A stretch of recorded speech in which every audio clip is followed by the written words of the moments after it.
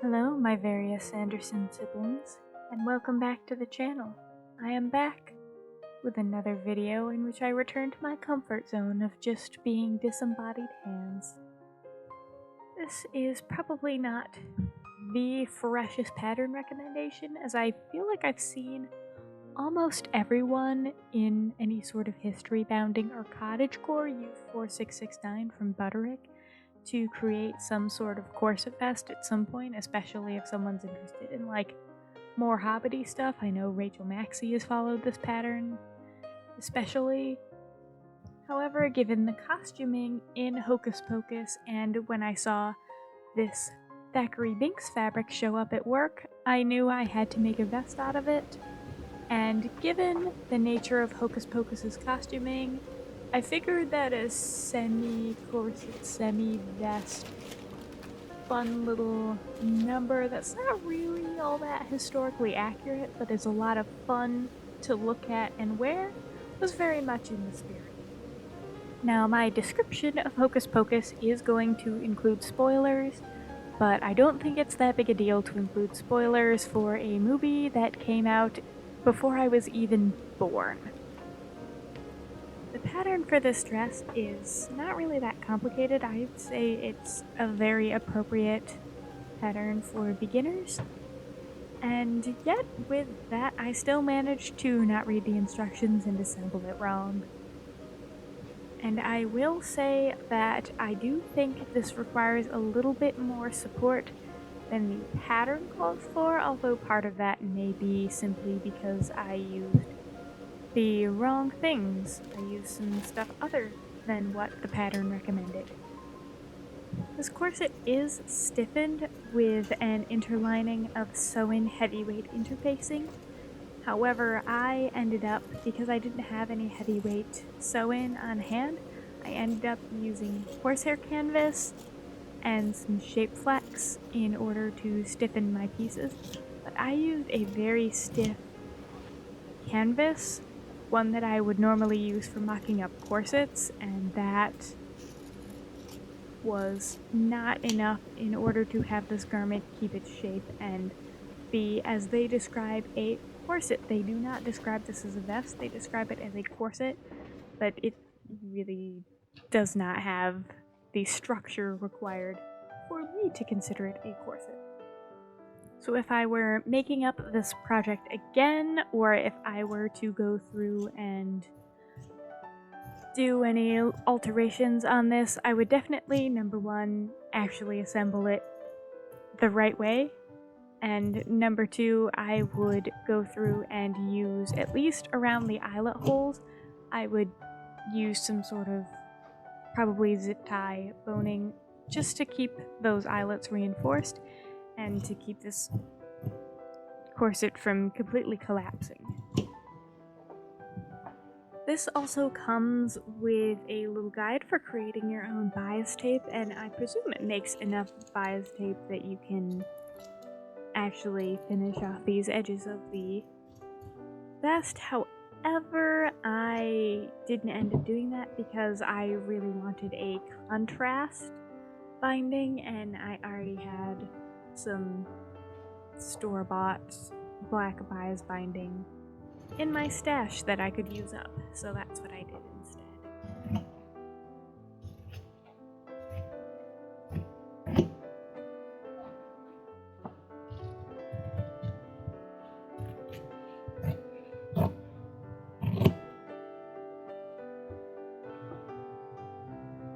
For those of you who are unfamiliar with the film Hocus Pocus entirely, it's a Disney movie that came out in 1993 and actually lost the company about $16 million on its original run. Mainly, I think, because they released it in mid-July. They released a Halloween movie in mid-July.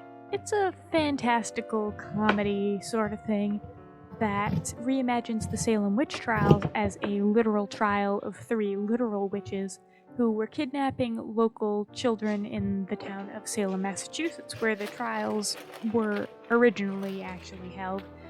However, they actually were doing witchcraft and kidnapping children in order to fuel to steal their youth, basically. Thackeray Binks is not one of these children, but he attempts to save his little sister from this fate, and in return, the Sanderson sisters, the witches, turn him into a black cat. However, they did it wrong, and rather than eventually dying of old age as a cat, Thackeray is trapped in the body of a black cat, apparently immortal for the next 300 years. However, that's just the introduction. The main plot kicks in when 300 years later, new kid on the block Max Dennison manages to be a virgin lighting the black flame candle on Halloween night, which was a curse that the Sanderson sisters had left that would resurrect them if they were ever hanged. Today, it's not so much remembered because it was secretly high art that everyone just slept on because it was summer, nor because it was even really that fantastic of a plot, although it did have lovable characters. It's more remembered for being a ton of campy fun because of the acting involved. It's a lot of fun to watch, and the reason why is something I think Mogdien from Tumblr described it best. It's like when making Hocus Pocus, they told Betty Midler, "This is camp, just do whatever the fuck you want." They told Sarah Jessica Parker that she could either drop acid or do a line of coke before every take, but she had to do one.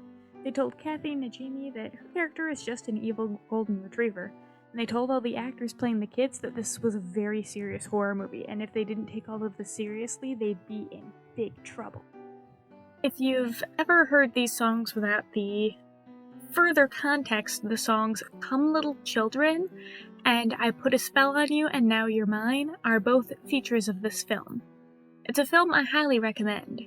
It's not good, but I highly recommend it.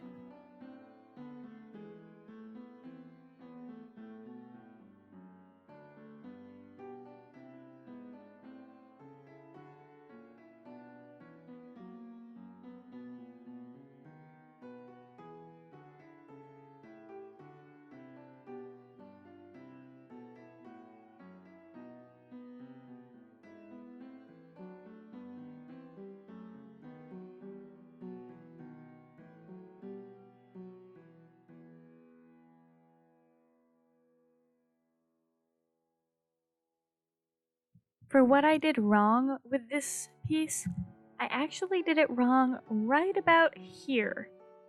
The pattern recommends that you do up the princess side meeting front seam, easing them together, and then do up the shoulder seam on both sides, and then to leave the back panel hanging freely. However, I did not do this. The idea is that later on, you use the flat edge and connect it with the princess seam, and all the edges are pre-finished, because after you do up the shoulders and the front, you bind all of the edges with bias tape. However, I didn't do that. I completely assembled the front with a flat lining of shape flex and horsehair canvas, and then I did up the lining, and then I put them together with all the wrong sides facing each other, and then I realized that I had a 90-degree angle and some extra fabric at the back of my armholes, and I was like, oh, that doesn't seem right. At which case I checked, and I indeed did not do it right. However, this isn't really a huge catastrophe. It just meant that my arm size were a little bit more difficult to bind with my bias binding, but that's not really any horrendous challenge. It just meant that I had to go through a 90-degree angle with bias tape, which is not impossible.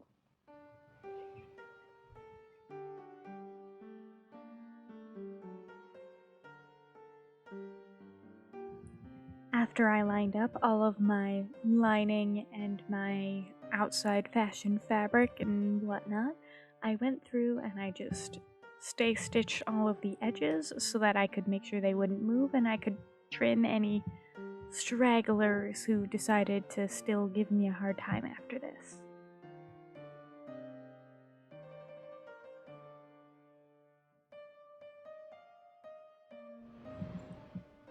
After that had been completed, it is much easier now to put on my bias binding, Bias binding, if you are unfamiliar, is a little bit of fabric that is cut on a 45-degree angle to the fabric's grain, so where like the weave meets the weft, which gives it a little bit of flexibility, which allows you to go around curves.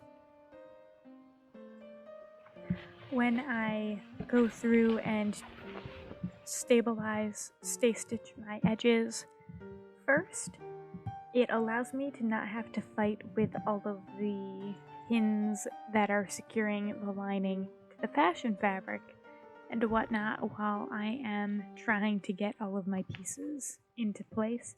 And it means that I have a lot more control over where I decide the edges if anything is a little bit uneven.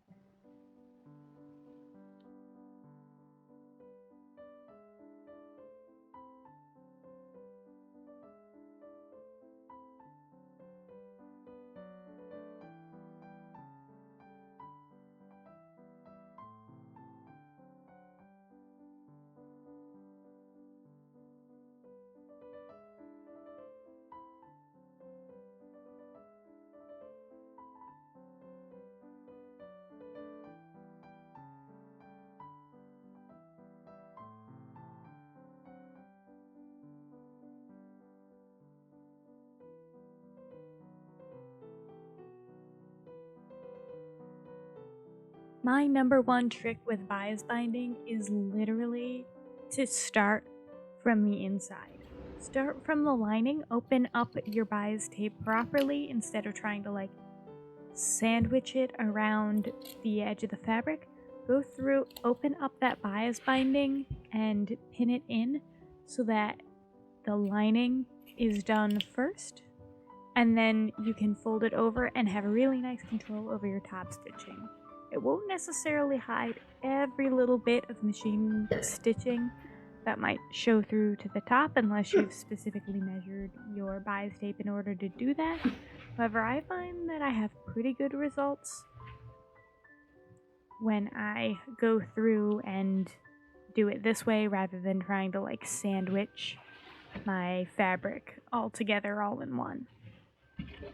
Which seems like something that should be super easy considering I've been doing this for a long time, but the other day my fiance was like, I learned the other day that you don't have to sandwich your bias binding. If I had made this project properly, I would have one more step before the eyelets, and that would be doing up the back princess seams that had already been bound, so I wouldn't have to worry about any other finishing on the edges. However, because I did not do that, it is now time for me to move on to the eyelet.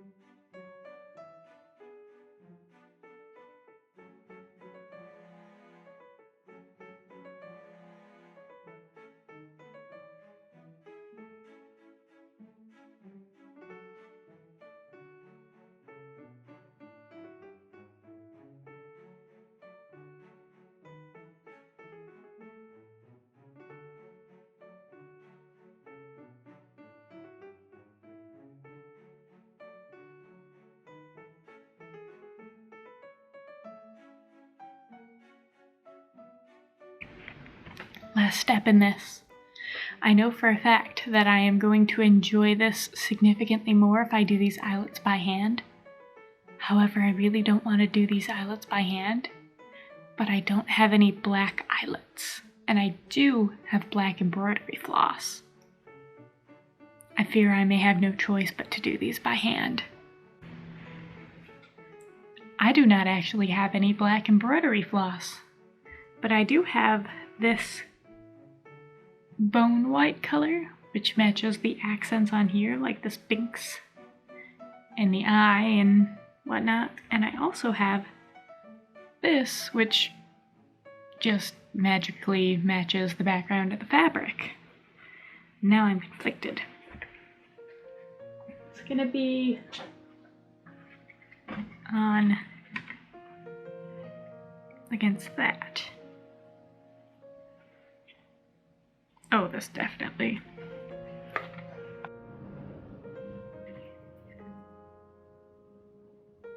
And thus I spent about 4 hours putting in these eyelets that aren't even that good. They look okay, but from the backside, they don't look like they're gonna be particularly sturdy over long-term use. However, I guess with the lack of support in this, they don't really need to be. It's a strange garment, and I don't know why they considered this a corset, but here we are. More than anything else, I feel like these eyelets, when I finished, ended up pretty small. Like, no matter how tightly I pulled them, they ended up being quite small, or at least they looked quite small to me, which meant that I couldn't really thread much ribbon through them. I'd considered using like a large ribbon, however, they were so small, I had to thread them with yarn darners, like you saw in the original clip, because they were just too small for me to shove through those holes without getting everything everywhere. So, taking tips on hand-done eyelet pointers, I guess.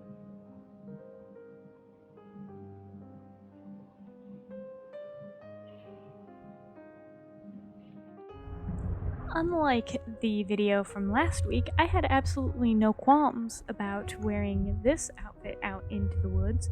It looks perfectly at home there, so that's what I did. Enjoy the sneak peeks of my new house. No, we did not buy that large Victorian that I was so enamored with that needed work. But we are still becoming home improvement lesbians. We just inherited this house that is not particularly pretty and is not a Victorian, but given the real estate market right now, you can't really look a gift horse in the mouth. Let me know if you guys want an empty house tour, because you can't identify this house. It hasn't been on the market since the moon landing, so I think it's fairly safe. Anyway, like this video if you liked this video. Subscribe if you would like to see more videos like this. You can follow me on the social medias linked in the description box below. And let me know in a comment if you would like to see house and renovation related content. We have some truly amazing kitchen cabinets that have not been updated since the 70s. And a lot of just interesting decor choices that we're gonna have to deal with. So let me know if you want house content. I don't know if sewing content and house content is exactly if they're the same audience, but I'm willing to give it a try.